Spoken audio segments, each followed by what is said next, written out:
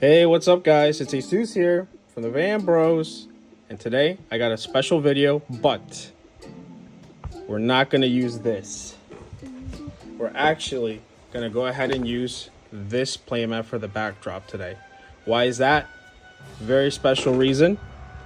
Today I'm going to be deck profiling D Premium Blasters. Pretty much, what's D Premium? Deck Flare made a video around last week where pretty much they took the premium format and got rid of cards that had the V symbol on it. They got rid of cards from the history collection, selections, all those history, like all those sets that came out since V started for premium, and undid all the erratas. Now, why is this something that got me to build a premium deck? I hate to be the one to, I hate gifts with a passion. Unfortunately, I just can't stand that mechanic. I think Bushiroad took major steps back when making that mechanic. So to me, this was kind of wow, why didn't anybody think of this before? Because it's just taking the stuff from Overdress that's actually really cool and just putting it with the stuff that was already good in G. They have a ban list. They also have some erratas, like the D starters. Like, this is OG Wingle Brave, but the D starter Wingle Brave you could use as well. The only difference is, instead of reading if you go second, draw a card, the new starters say if you go second, or if you ride this unit, gain an energy crest generator, and if you want second, draw a card. The cool thing about that is that's also adding energy to premium, which it no longer makes it so that standard and premium in this version, D Premium, feel like separate games altogether, which to me is what premium feels like right now. Like, if you look at premium and you look at standard and you look at the releases that they're doing now, it's just like they don't feel like the same game. They don't feel like, oh, the design team is actually thinking about the implications to this format. They're just like, yeah, we're gonna release the cards here, and whatever happens here happens. And if eventually, we see enough of the pie chart skew one way, we'll do something about it. But not really. That's literally what premium feels like. Because since, I don't know, I may be wrong in this, but I don't feel like premium is that big of a scene in Japan. Maybe once the deck sets came out, you saw it spring up, but it was just the deck sets. So I don't know. The premium list, ban list, anything, you got to really look at it from the West's perspective. Like, whenever Bushiroad does those Japanese streams where they show the products, we actually just had one. I'm filming this video before that stream actually happens, and I'm literally not even gonna hold my breath for the premium list, because I'm pretty sure it's either gonna be no changes or they're gonna do something that was they're gonna hit something that was a problem like formats ago, which you could really even say it was a format. They're just gonna copy the American list for premium. That's my prediction. If I'm right, I'm right. If I'm wrong, whatever. But 4 minutes of ranting aside, this is something that I kind of have been cooking up for the last couple of days since that video dropped, really. So I just want to profile it here and then go along. And this is the first draft of this list, and we'll go on as I keep playing it. I got other people to start playing this format, and maybe we'll get some lists. Maybe we won't, I'm not sure. But I know for a fact that I want to make this one of the formats I play regularly, just because it sounds really fun. So, to start off, the starter that we're going to use is Wingle Brave. This card's really, really good. Literally forces your opponent to guard unless they want you to search your whole deck. The blasters, always enjoyed having Wingle Brave. And now the fact that you don't get a free draw if you go first, as opposed to with V starters where you just drew no matter what, This just to me sounds like the better choice. You could also go with Wingle Brave D. That one's pretty okay because then you also have access to an energy generator, but this deck doesn't use energy. I can see myself swapping over to that once Blaster Blade the Vanguard comes out, because that card now actually has implications for this format. So yeah, right now I'm gonna go with Wingle as the starter. For grade 3s, the main grade 3 of the deck is actually Majesty Lord Blaster, the D version, of course. What he does is that continuous, while you have both Blaster Blade and Blaster Dark in the soul, he has a 2000 power and a critical. So on his own, he's 15k with a crit. That's pretty good, especially during the defensive turn. When your opponent is attacking, having a 15k base is always nice to have. When he swings, so like if you were to go first or if you can't stride, when he swings, you can absorb a Blaster Dark and a Blaster Blade to gain an extra drive, as well as retire one of your opponent's rear guards. So that's also pretty good because unlike Blaster Blade, he's not restricted to a grade or anything like that. He's a free retire if he absorbs Blaster Blade, and then he gains a drive if he absorbs Blaster Dark, which he will. So that means if you go first, you can actually do the skill and have a triple drive still during that turn. So yeah, we run 4 copies of MLB. This part's really cool. We run 4 copies of Exceed. I was actually testing out originally, I was testing out the Stride Dragon that got reprinted in set 6. I thought, oh man, if we're striding, we can actually like go ahead and draw every time we stride. But then that was the only grade 3 I had in hand, and that kind of sucked because then I had I'm forced to ride this crap. So this is Stride Fodder, but also a very good card because if I don't have MLB, I have Blaster Blade Exceed, and Blaster Blade Exceed is still a really solid card. He searches out a Blaster Blade, which is really great. He also counterblasts one when he's placed to retire grade 1 or greater rear guard. So this card in itself is a really good card. And those are my grade 3s. Now for grade 2s, we are running for the Blaster package. We're running the D version of these cards. We're going to run 4 copies of Blaster Blade and 2 copies of Blaster Dark.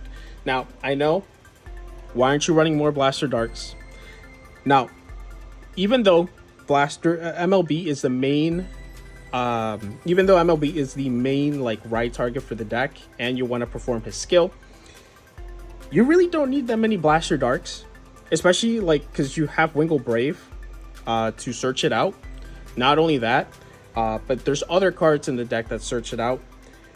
These cards are great. If you ride Blaster Dark, you're steps ahead, especially if you have him in hand before riding into grade 2, because then you can maybe have a twin drive if you have a card that you can sack. But Blaster Dark, great card, but you only need it at 2. Blaster Blade, you're running at 4 because he's also your main beater. He's your main attacker. You can search out Blaster Blades through regular Exceed. You can search out Blaster Blade through the other avenues that you would search Dark, as well as another card that I have in here that's coming up. Then, for my other grade 2s, we go and run... We're running 3 copies of Emmeline. Emmeline on play, Soul Blast 1. Look at the top 5 cards of the deck. Choose a blaster. You can call it or reveal it, put it in hand, but if you add it to your hand, you discard a card. She's great because she's one of the ways to search out Blaster Dark. She is also in herself, she's also a beater because whenever all your other blasters are swinging, you can actually gain some pretty big power with her. Not only that, but yep, she adds a Blaster Blade, Blaster Dark, Blaster Blade Exceed, MLB. She can call pretty much any blaster on this to the field, which honestly, even aside from MLB, everything else actually does something on the rear guard circle. So I mean, she's great, especially now. She's great. We're also running 3 copies of Favorite Pupil of Light and Dark Lu. He's good mainly because of the multi-attack. Not only that, but he also tutors out Blaster Blade or Blaster Dark, which on an MLB turn, if you have one or the other, you can swing with Lu, do his skill, and search out the one that you're missing to then actually swing with MLB.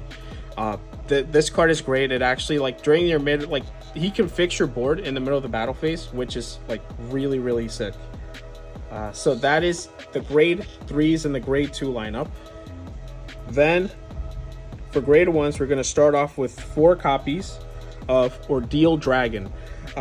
Great card, pretty much Wingull Brave from V, but he has the addition of getting 5k if both Blaster Blade and Dark are in the soul. So during your stride turns, anytime after you perform MLB skill, he's going to be a 13k booster. When he swings and he boosts, and it's just at the end of the battle, he doesn't even have to swing. You put him into the soul, you can look at the top 7 cards of the deck, you add a blaster. Great card in the early game, great card in the late game, because he can not only fetch your pieces to set up MLB, but he can also search out your stride fodder. He can also search out like another attacker. This card is great, and it gets out of the field. So another good thing, especially like if you're playing against something that's a bit more control and they want to see a field on your end. We're playing another absolute chat of a card, Wingull Youth. Wingull Youth is so good. He is not only like early game on hit pressure, like your opponent now has to choose to take damage as an early game resource or allow you to plus or forego that. So what Wingull Youth does is that when he hits or the battle that he boosted hits, you look at the top 7 cards of the deck, reveal a Blaster Blade, add it to your hand, shuffle the deck, and if you added a card to your hand, you put him into the soul. That's why we run less Blaster Darks. But the good thing about Wingull Youth is that he searches your Blaster Blade and Blaster Blade Exceed. So just another great form of on-hit pressure that your opponent has to deal with. Then following it up, we have 2 Blaster Friend Barkle. Blaster Friend Barkle is a card I'm not sure if I want to run a little bit more or if I want to keep it at 2. He's great because he procs Wingull Brave if you go second. If you ride Blaster Friend Barkle on top of Wingull Brave, because this is a blaster, you can use its skill to once you swing, if they allow the attack to go through, Wingull Brave will proc and will be able to search throughout your whole deck. And if they guard it, they guard it. But Blaster Friend Barkle is cool, and he's also one of the other halves for Lu to do his skill. Not only that, but when you call Blaster Blade on top of Blaster Friend Barkle, you countercharge. That's also a plus. He doesn't countercharge if Exceed is placed in front of it, because it requires OG Blaster Blade, but because this card is named Blaster Blade, it works. To round off, we run 3 copies of Lien, the one that costs a Soul Blast to Perfect Guard, and then we run 1D Perfect Guard. You can actually swap out one of the Liens for a Elementario. I don't have any extra ones lying around, but you can literally make one of the Liens an Elementario. And I would say actually if you can't do so, just because if you're playing against Stride decks, anything here in this format, you can either Stride, Legion, whatever, but it's great against Triple Drive. Now, for the trigger lineup, we run 4 copies of Flogel. Flogel makes Blaster Blade, it gives the deck multi-attack. Flogel, when boosting Lu, as well as, whenever Lu is boosted by both Barkle and Flogel, you can counterblast one, put him into the soul, search your deck for a grade 2 blaster, and call it to rear. That unit gains 3,000 power. So Lu leaves the field, calls one of these 2. If you call Blaster Blade, Flogel can now restand it once it's done swinging. So Blaster Blade will swing, Flogel, counterblast 1, put her back into the deck, and restand the Blaster Blade. Great, especially if you have Vanguard swing that you can do before that, just to stack triggers on top of him. Then we run 4 copies of a vanilla crit from D. The reason why I run this is just because it's also a 10k crit with 15k shield. And then we run 2 copies of pre-errata Remedy Angel just to get the counter charge and soul charge. And then I run 2 copies of Affectionate Harp Angel. This card in D does not see play at all, mainly because of the fact that her skill is pretty lackluster. But because in this format we've actually gone down to different trigger power levels, not only that, but striding is more relevant with more decks. This 10k becoming a 20k shield is a little bit more relevant. Not only that, but she also provides 10k power when checked. So early on in the game, if you're going first, you can utilize this card a lot better, especially if I have an MLB with both Blaster Blade and Dark and Soul.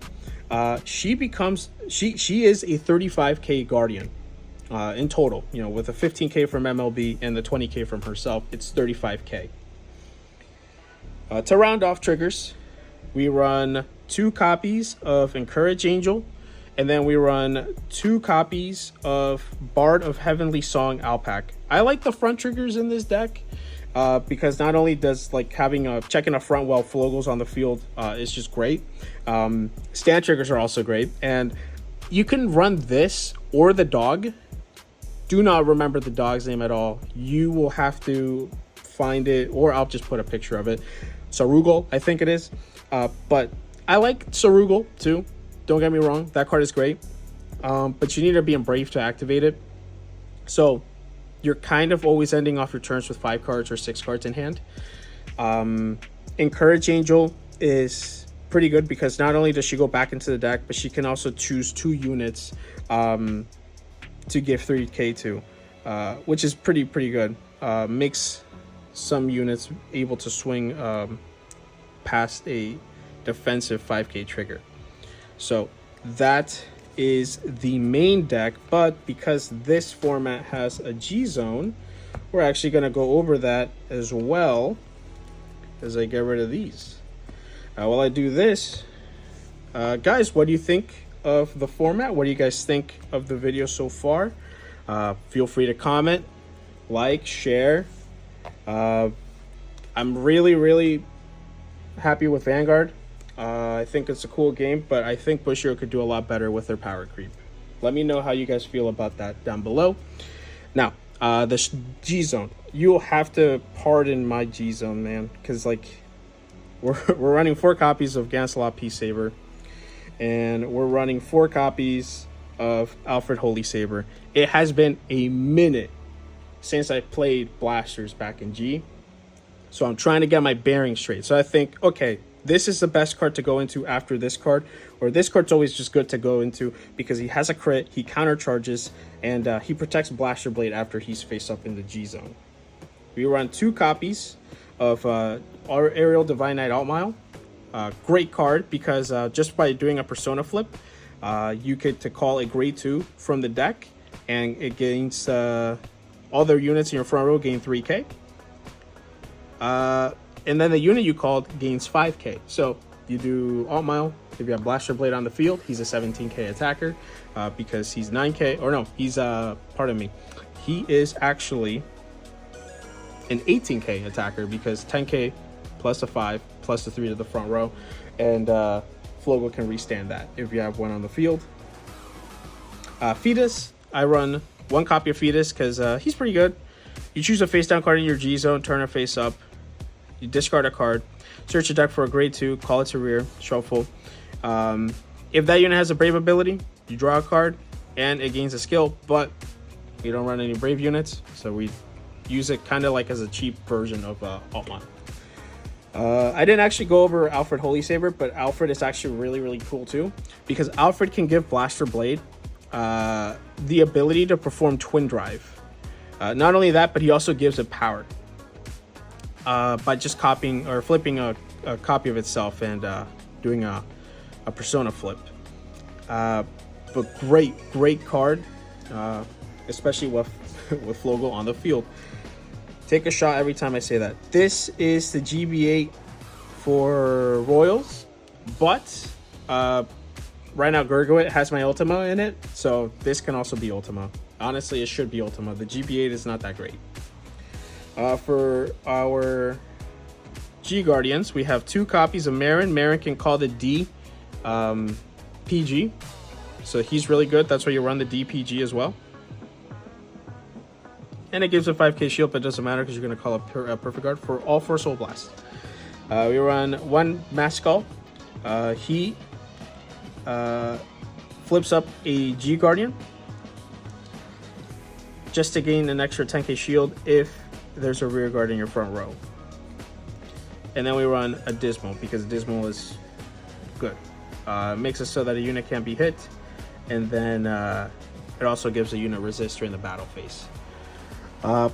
So yeah, this is pretty much what I've kind of been doing lately.